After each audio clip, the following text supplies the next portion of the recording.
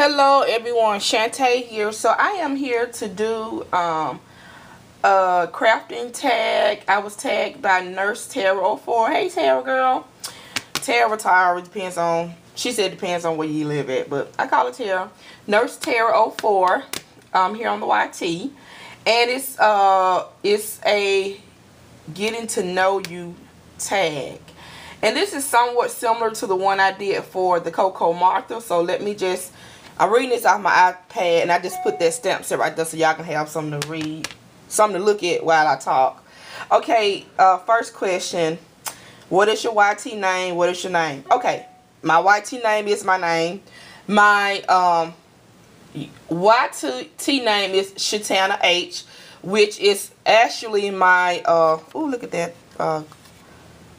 What's that glare? Which is actually my legal name. My aunt named me Shanta. However, when I was born, they messed up the spelling. So, my legal name is Shanta because that's the way they spelled it. And of course, I didn't find out about the error until I got ready to get married. And everything up until that point when I got married was spelled the way my auntie named me, Shanta. So a lot of my documents have Shanta/Shanta on them. But yeah, H is my maiden name for Harris. My real name is Shanta. Of course, newbie. Last name is newbie. How did I get started crafting? Through high school, through junior high and high school. But I started out, I started with fabric. So in high school. My favorite crafting brand,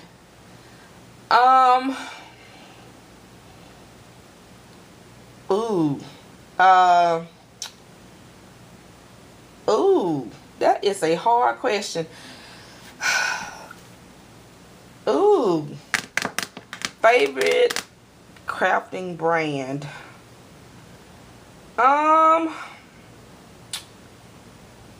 What brand I go? I don't have one. I don't have a favorite. Well, if you ask if, okay, I don't really have. I embrace them all. But if you talking about like paper or what have you, Webster pages used to be #1. However, my tastes have evolved and changed. So I like them still, of course, but like I love Prima and you know, stuff like that. So I have evolved. I really don't have a favorite brand at the moment because each brand or each category has its own thing that's on right. But I love Prima, love Webster Pages. What is another? Simple Stories, The Business. Die cuts with a view.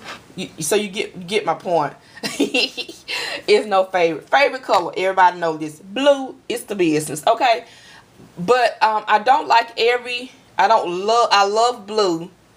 Wait a minute. I like blue, but I don't love every shade of blue. I am mostly pulled towards like turquoise and light blue. I love like sea color, you know, but any blue will do. Okay, yeah. The Business. All right, let's see. What is my crafting style? Again, I have evolved, which is an awesome thing.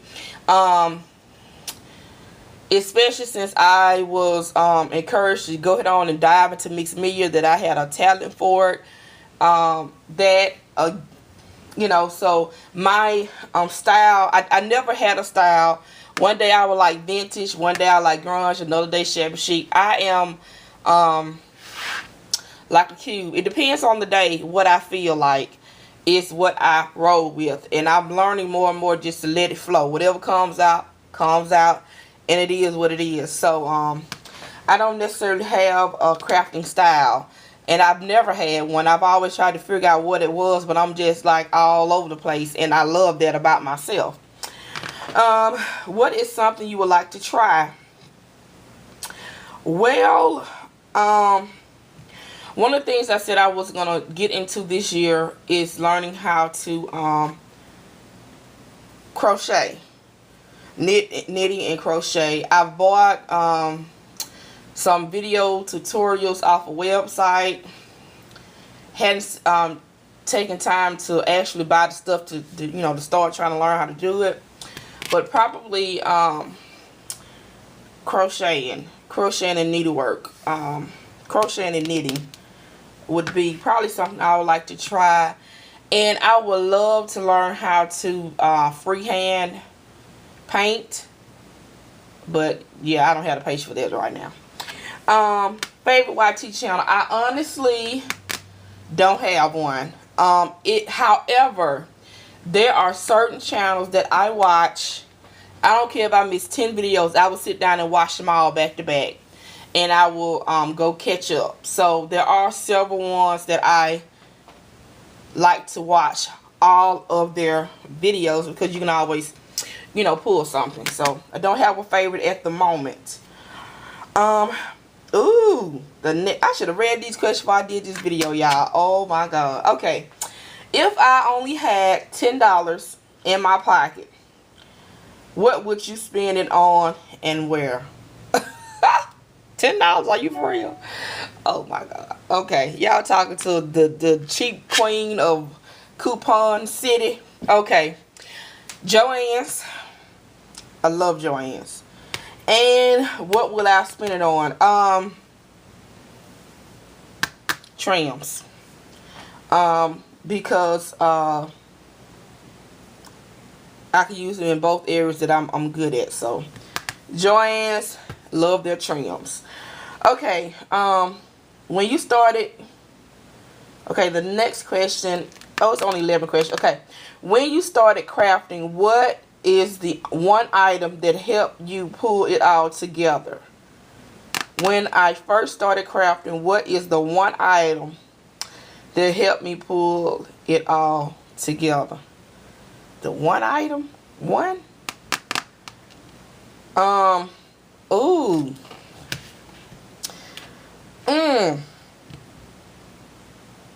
A paper trimmer. If I have to pick one. If it was an item that you consider item, I would say YouTube, because that's where I learned everything from. And then I started going to the local scrap store. So, yeah, paper trimmer. Honestly. Let's see. Number 10. If you would have never heard of crafting, what other hobby would you have picked? Okay, well, I think everybody know. For the new people who don't know, I am a seasoned seamstress. So I sew, and I am a seasoned embroiderer, machine embroiderist. I am seasoned in those two areas. So before I got into, that's how I even got into this anyway. I was watching an infomercial for the Cricut machine, and they had an infomercial showing how to cut fabric on the Cricut machine. My desire was to get the Cricut machine, cut the fabric to go with my embroidery work to make my quilts and stuff like that. I never had any intentions of getting into this. This was so accidental, and it is. And I thought that at first that machine embroidery, sewing is not expensive, but a machine embroidery is so expensive. I was so wrong. This right here is so much more expensive than machine embroidery, and I say that because you want everything to see. And well, it's the same with machine embroidery, because I want every thread. I got out every thread, every type of needle, every new machine. Well, you know how it is. We want everything you see. You know how the eye is. You know, the apple of the eye, want what you see. But anyway, so it's not. It's a really, when you balance it out, it's the same thing, because you may pay $10 for a spool of thread, and you may buy $10 buy 5 paper pads. So you know, it still levels out. Both will last, because if you like me, you like to simmer with it. I don't like to say hoard, because I do use my products when I get ready. So I like to simmer, let it you know, simmer in my collective arena before I use them. But I have been doing good, y'all, because the last couple of things I've been buying, just like this right here, I just bought this paper.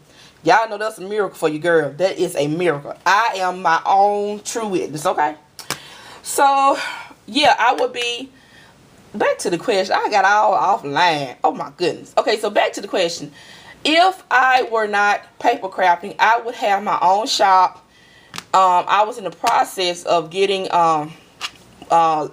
like 20... Well, I actually still have them. Like 20 sewing machines and 3 and 4 embroidery machines. My goal at the time was to open up a shop and have women or men, whoever working for me, to sew out the designs. But that went on the back burner because I decided to go to college and I got pregnant. Then you know 13 years later, here we go, you know. But anyway, so I still have my machines. And for those who want to get into sewing, if you made it to this part of the video, let me say this. If you can find, now I know new is prime. However, when it comes to sewing, if you can find you an old machine and get that baby service, hello somebody. Hello. Honey, it's just like something that you done let out and been seasoned. Y'all know people from the South, you know how we know how to season our stuff. You let it marinate. Okay. That's all I'm going to say about that. Get you an oldie but a goodie sewing machine, and that will not put you down. I love old sewing machines, and when I used to go yard selling, if I saw one, I would get it, and they would never let you down. They sew like what's up. Last question: what is the #1 item that I would recommend a newbie to have? The #1 item that I would recommend that for a newbie to have would have to be the Tim Holtz ruler, and that is because you can punch holes in it. You can see where you're scoring it. It has a metal end tip on there. I am big on measuring. Not that I'm correct, but just knowing, because I'm always doing stuff crooked and laying stuff down crooked no matter how many rulers I have. However, it would help you visualize what you're trying to do. And that was one of the hardest things that I had to learn how to master, because trying to switch from fabric over to paper was a very hard transition for me, because I was used to working on such a larger scale. And to go down and had to learn the eighths and the quarters and all that, it was very difficult for me at first, until I had people that were patient with me, and I learned and I started getting the right tools that were favorable for me. So I would say if you get you a good ruler, you straight. I am such a fan of rulers. I don't know why. But yeah, this is your girl Shanta. I don't know who started this this version of the getting to know you, but thank you, Tara, for tagging me. Feel free, you guys, to jump on the bandwagon. I will attempt to list some people in the description box below that may not have done it. Some of you may have. I'm not for certain, but yeah, it's a good way to get to know each other, which y'all already know. You should know me well by now anyway. You know what I'm saying, Shanta. But yeah, that's it. And so thank you, girl, for tagging me, and I'm gonna tag some people, and we'll see where this goes. And thank you to whoever started this one up, or whatever the case may be. And I will see y'all on the next video. Okay, bye bye.